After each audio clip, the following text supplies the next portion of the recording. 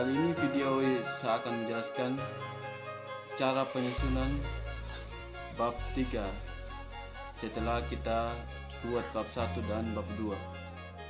Nah, di dalam 3 ini ada 5 macam metodologi penelitian kualitatif.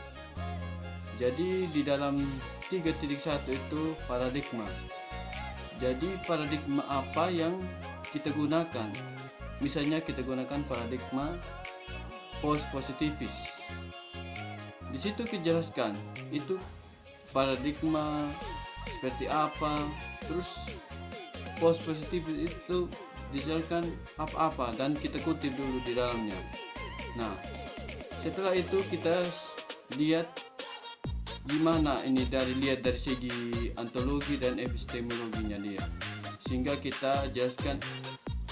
Terus yang kedua 3.2 jenis dan sifat penelitian. Biasanya yang digunakan pendekatan kualitatif itu jenis penelitian adalah kualitatif deskriptif. Jadi kita harus jelaskan bagaimana itu kualitatif apa-apa saja dan deskriptif itu apa-apa saja. Jadi kita harus sesuaikan dan definisikan secara detail supaya jangan. Terus yang ketiga 3.3 metodologi penelitian. Nah, ini kita harus menggunakan strategi apa yang kita gunakan. Misalnya studi kasus Robert Cair atau Robert St. Terserah kita saja, kita mempakaikan ini studi kasus apa yang digunakan sesuai pendekatan. Jadi teman-teman 3.4 subjek penelitian. Nah, itu kita jelaskan bagaimana yang dijadikan narasumber atau kunci dari penelitian informal. Di dalam menggunakan studi kasus, misalnya kita menggunakan studi kasus ini yang dipakai oleh Robert Cair. Nah, jadi ada dua macam itu, sumber kunci dan informal. Nah, sumber kunci adalah orang yang benar-benar memberikan informasi secara mendalam, atau sedangkan yang informal adalah orang yang memberikan informasi tapi tidak mendalam. Jadi dua-duanya kita pakai. Misalnya kita pakai. Yang kelima, teknik pengumpulan data.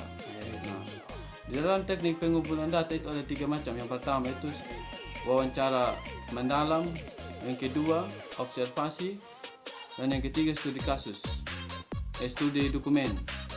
Nah, kemudian kalau sudah kita masukkan ini wawancara mendalam, observasi, studi dokumen, jadi kita analisis data, bagaimana data yang kita kumpul atau yang kita, misalnya kan kita pakai studi kasusnya Robert Cair. Nah, ada cara yang digunakan untuk menganalisis data itu atau pencocokan pola atau median pair. Nah, terserah kita menggunakan ini analisis data yang digunakan sesuai ini para ahli yang kita gunakan.